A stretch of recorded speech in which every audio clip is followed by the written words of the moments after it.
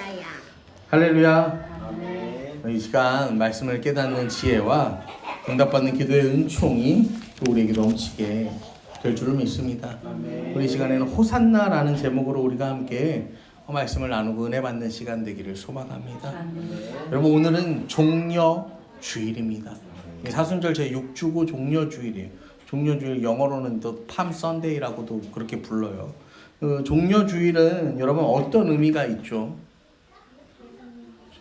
종려주일은 예수님이 이제 예루살렘에 입성하신 그 날을 기념하는 또 주일인데, 요즘 교회에서는 그냥 부활절 일주일 전이 종려주일 이런 느낌이 굉장히 강하죠.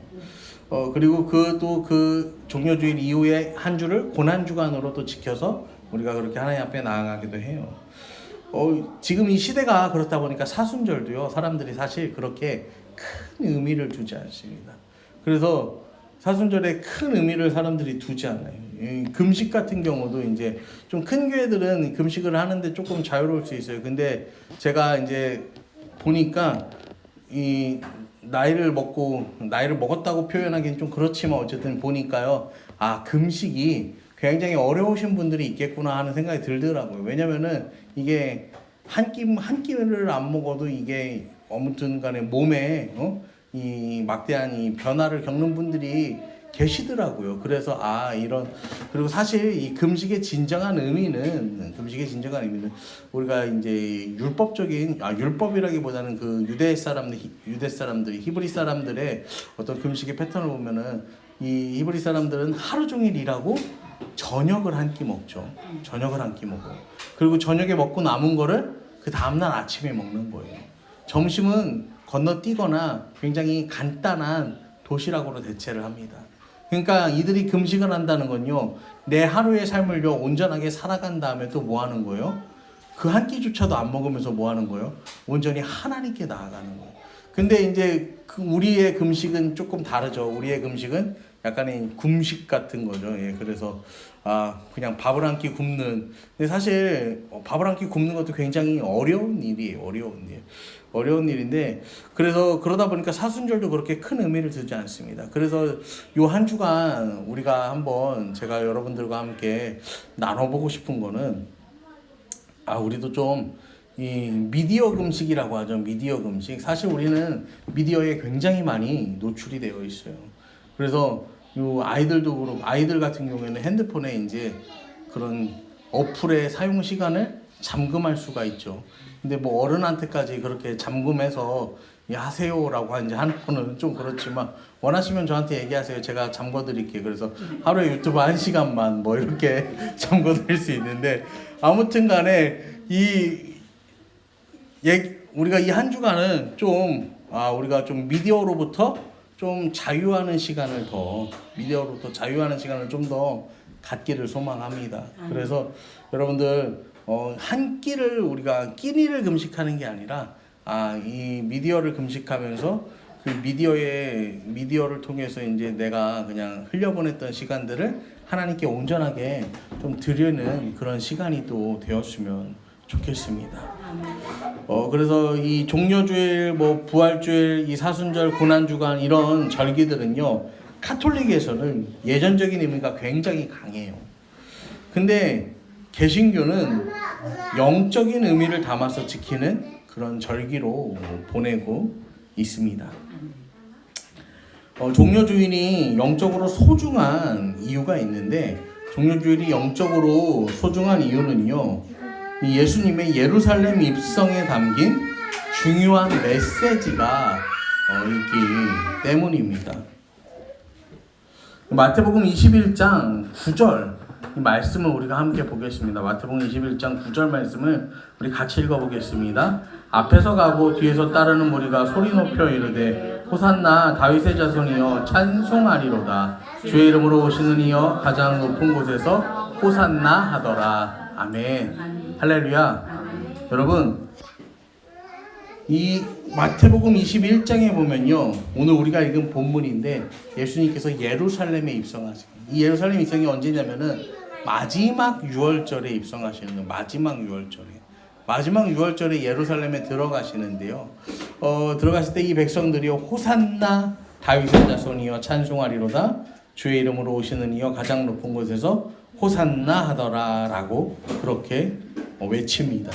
이 사람들이요, 이 외칠 때 힘을 다해서 외치는 거예요. 호산나, 호산나 이렇게 외치는데, 이 호산나가 시편에 나오는 표현이에요. 시편 118편 25절을 보시면 같이 읽어볼까요? 여호와여 구하옵나니 이제 구하옵나소서. 여호와여 우리가 구하옵나니 이제 형통하게 하소서. 그러니까 이제 구원하소서. 이 호산나가요, 호슈아나라고 하는데, 이 호슈아는 호세아, 예수, 이 여호수아, 이게 다 그 호산나라는 표현이에요. 이 호슈아가 호세아, 예수, 여호수아의 이 히브리 발음입니다. 그래서 호슈아나, 이 히브리 발음 그대로 음역을 해서 호산나라고 하는 거예요. 호산나. 발음 그대로 가져와서, 발음 그대로 음역을 해서 이제 가져온 거죠. 이 고백이 어떤 호산나라는 고백이 어떤 고백이냐면은 예수를 주로 고백하는 고백이에요. 예수를 구주로 고백하고 하나님 자녀가 된 모든 사람들이 기억하고 붙들 굉장히 중요한 영적인 메시지가 되는 표현이 바로 호산나라는 표현입니다. 여러분, 예수 그리스도를 우리 구주로 고백하는 말이 호산나라고 했잖아요. 이 메시지가요, 사람들의 입을 통해서, 거기에 모인 이 사람들의 입을 통해서요, 예수님의 예루살렘 입성에서요 이루어집니다. 그런데요, 참 가슴 아픈 것은 이 호산나를 외치던 사람들이요 어떻게 합니까? 그 무리가 예수님을요 일주일도 안 되는 시간 만에 어떻게 해요? 십자가에 못 박아라, 예수를 십자가에 못 박아라, 십자가에 못 박아라, 그렇게 외치게 된다라는 사실이죠. 그 이유는 이 백성들이 이 메시아를 제대로 이해하지 못했기 때문에 일어난 일입니다. 이 백성들이 의도가 잘못되었기 때문에 그래요. 이 종려주일의 이야기는요, 사복음서에 다 등장합니다. 사복음서에 다 등장하는데, 이 마태복음 21장 8절에서는요, 이 종려주일을 이렇게 표현해요.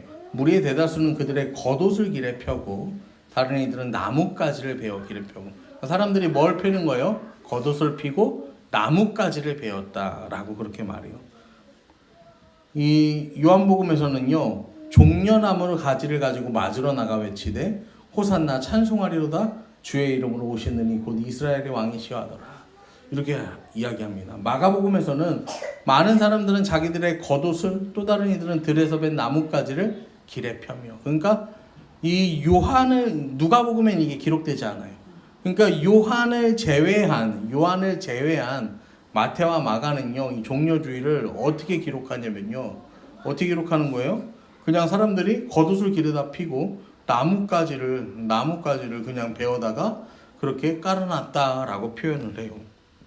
근데 요한복음에서만 이 종려나무가 나와요. 여러분, 예수님을 가장 깊이 이해하고 또 영적으로 이 예수님을 깊이 또 그렇게 묵상하며 오랜 시간을 살아갔던 요한이 종려나무를 기록한 이유, 사람들이 종려나무 가지를 막 흔들면서 외쳤다 이렇게 기록한 이유, 여기에는요 역사적인 배경이 있어요. 역사적인 배경이 있는데, 이 남유다가 이 어느 나라한테 망하죠? 바벨론이라는 나라한테 망합니다. 그리고 이 바벨론이라는 나라는 또 어느 나라에게 망하냐면 페르시아라는 나라에게 망해요. 그리고 이 페르시아는 헬라라는 나라에게 망합니다. 이 헬라의 왕이 누굽니까? 우리가 잘 아는 알렉산더. 이 알렉산더가 헬라의 왕이에요. 이 알렉산더가요, 이제 세계를 정복하는 거죠. 세계를 정복하는 거야. 그 다음에 뭐 하냐면은 33살의 나이에 죽어요. 33살의 나이에 죽습니다. 33살의 나이에 죽은 이 33살의 나이에 죽은 이 알렉산더가요, 죽으니까 이 알렉산더의 후손들이 있잖아. 후손이 아닌 알렉산더의 대를 이을 후손이 없어요. 그 후손이 아니라 알렉산더의 신하들이요, 이 알렉산더의 제국을요 분할해서 통치합니다. 그 중에서 이제 그 유대 지역,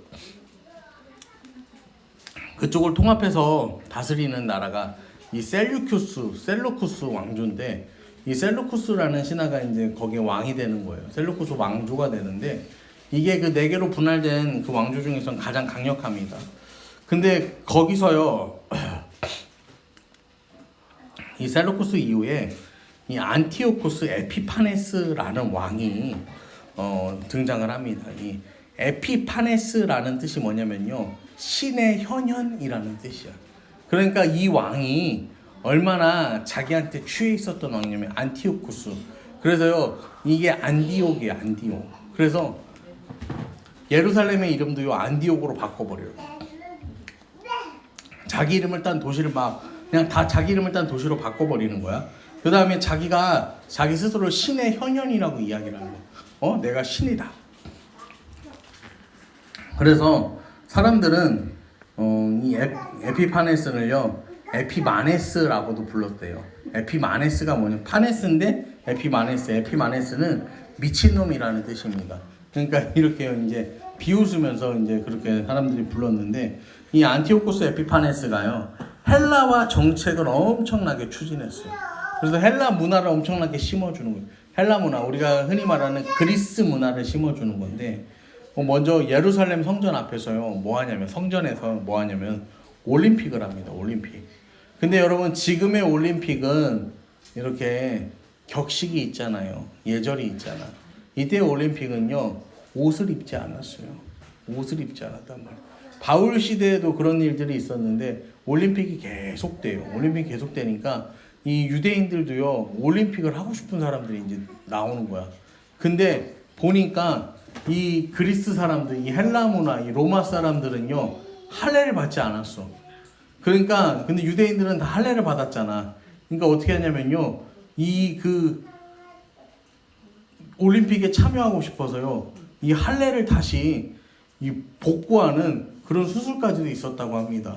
그러니까 그런 거. 그 다음에 각종 신상, 우상을요, 막 성전에다가 갖다가 막 세워놨어요. 이 왕이.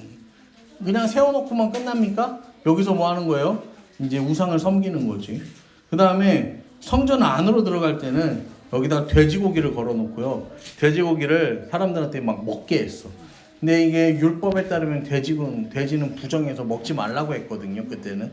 그래서 이 할례도 금지시키고 율법도 막 폐기시키는 거야. 이 엄청나게 굉장히 폭군이었죠. 그래서 이 폭군이 다스리는 나라에서 주전 164년에 마카비 혁명이라는 게 일어나게 됩니다. 이게 마카비 혁명이 뭐냐면은, 이 마타디아라는 이 제사장이 있는데, 그 제사장이 반란을 일으켜요. 그리고 이 마타디아라고도 하는데, 이 마타디아의 셋째 아들이 있는데, 이 셋째 아들이 마카비입니다. 마카비. 이 마카비의 이름의 뜻은 쇠망치라는 뜻이에요. 그래서 이 쇠망치라는 이름을 가진 마카비가 이 반란을요, 제대로 이어받아서요, 이 독립을 하게 됩니다. 헬라의 통치에서 독립을 하게 되는 거예요. 그래서 예루살렘을 수복해요. 예루살렘을 수복하고 성전 정결 의식을 행해요. 그래서 우리가 잘 아는 수전절, 이게 성전을 물 청소하거든요. 그러니까 우상으로 그렇게 이 율법을 어기는 이런 것들로 부정해진 성전을 물 청소해요.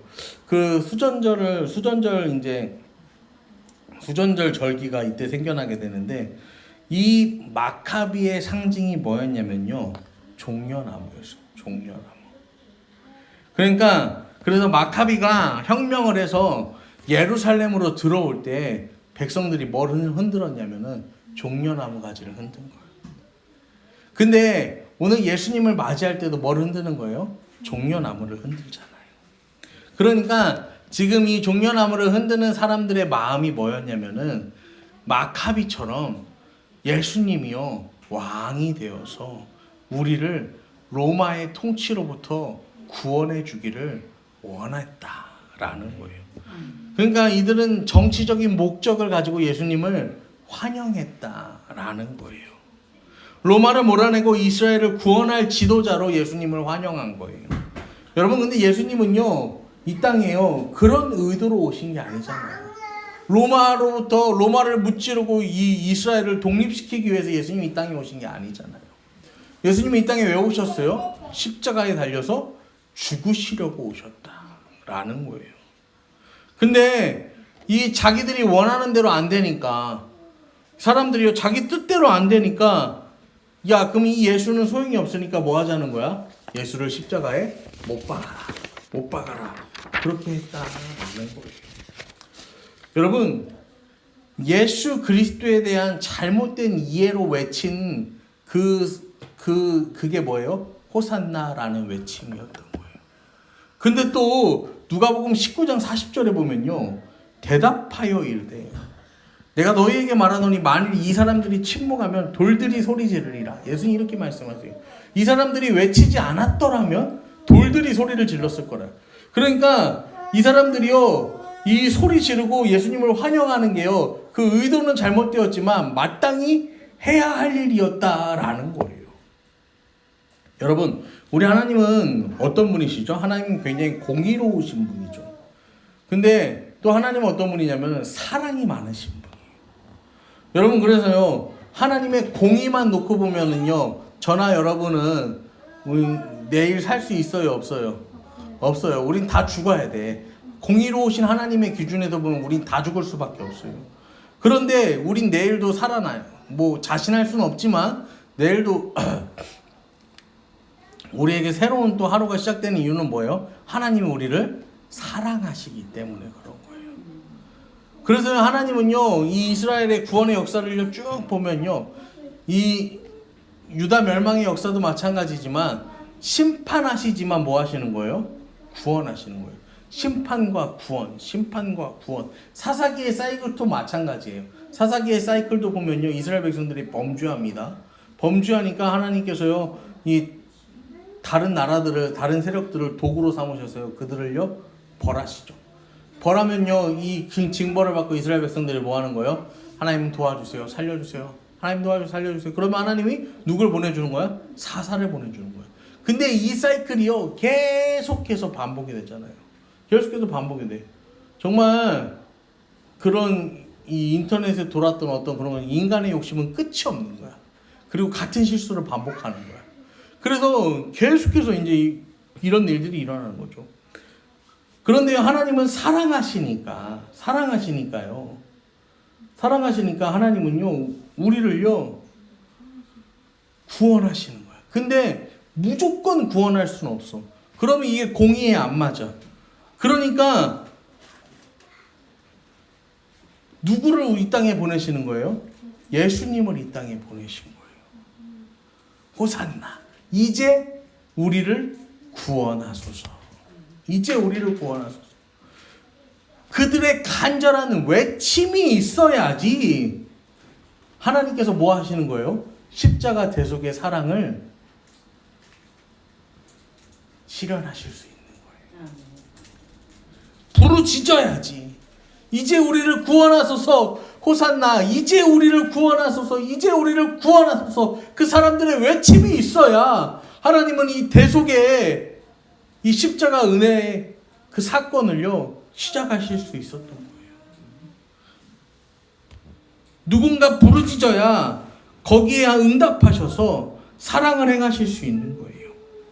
여러분, 우리 하나님의, 우리 예수님의 십자가 구원의 역사를 위하여 호산나라고 외치는 것이요, 그렇게 간구하는 것이 우리 사명이고 우리가 가지는 영적인 특권이 된다라는 사실을 여러분 기억하시기 바랍니다. 아멘. 여러분, 하나님은 우리가 부르짖어야 반응하세요.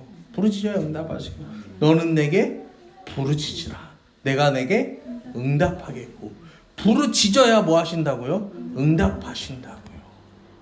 우리가 부르짖어야 응답하시고 부르짖어야 크고 은밀한 일을 우리에게 보이신다라는 거예요. 우리가 부르짖지 않으면요 하나님 응답하지 않으시는 거예요. 여러분 부르짖으세요. 여러분 누구를 위해 부르짖어야 합니까? 가족을 위해서 부르짖어야죠. 여러분 내 자녀를 위해서 우리가 부르짖어야죠. 이 교회의 지체들을 위해서 우리가 부르짖어야죠. 이 나라와 민족을, 세계 열방을 위해서 우리가 뭐 해야 돼요? 부르짖어야죠. 부르짖지 않으면서, 하나님께 부르짖지 않으면서 하나님 왜 응답하지 않으십니까? 하나님 내 마음은 이렇게 간절한데 하나님 왜 역사하지 않으세요? 부르짖지 않으면서 하나님께 그렇게 이야기하면요 여러분 이거는요 소용이 없는 거예요. 호산나, 이제 우리를 구원하소서. 여러분, 구원의 역사를 이루는 이 간절한 부르짖음, 이 간절한 외침이 저와 여러분의 삶 가운데 넘치기를 소망합니다. 아멘. 여러분, 오늘도요, 우리를 향한 주님의 그 십자가 사랑, 우리를 향한 그 주님의 십자가 사랑, 대속의 은혜, 그 주님의 마음을 우리가 깨닫고 그 사랑을 세상 가운데 전하는, 여러분, 그러한 인생 되기를 기도하는 저와 여러분 되기를 이 시간 간절히 축원합니다. 아멘.